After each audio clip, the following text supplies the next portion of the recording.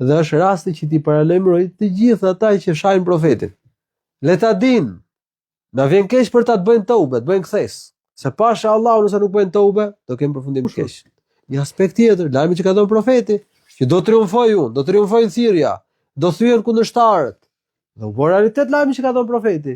Ndihma që ka dhënë Allahu dhe e ka shpëtuar nga gjitha rreziqet, nga gjithë kundërshtarët. Çdo kundërshtar i profetit që s'ka bërë tobe, çfarë përfundimi ka pas? Përfundim të keq. Të gjithë ata që e kanë shah profetin dhe s'kan bërë tobe, kanë pas përfundim të keq. Dhe është rasti që ti paralajmëroj të gjithë ata që shajnë profetin. Ka rrjetet sociale, ka dhe në media, ka që bëjnë edhe libra dhe satirizojnë profetin. Flasin kundër profetit. Le ta dinë, na vjen keq për ta të bëjnë tobe, të bëjnë kthes. Se pasha Allahu nëse nuk bëjnë tobe, do kemë përfundim të keq. Siç kanë përfunduar të gjithë ata që kanë qenë kundërshtar të profetit tonë. Ebu Lehebi, Ebu Jahli,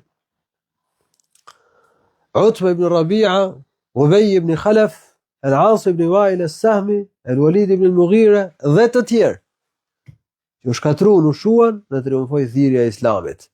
Dhe kështu do thonë ndër shekuj deri në kohën tonë. Kjo është paralajmërim që e bëjmë sepse ky është mesazhi i Allahut të lartësuar. Nuk ose do veprojnë muslimanët në kushtet tona dhe në trevat tona. Por Allahu që e ka sjellë këtë fe, që ka dërguar këtë dërguar, dhe e mbroj këtë fe.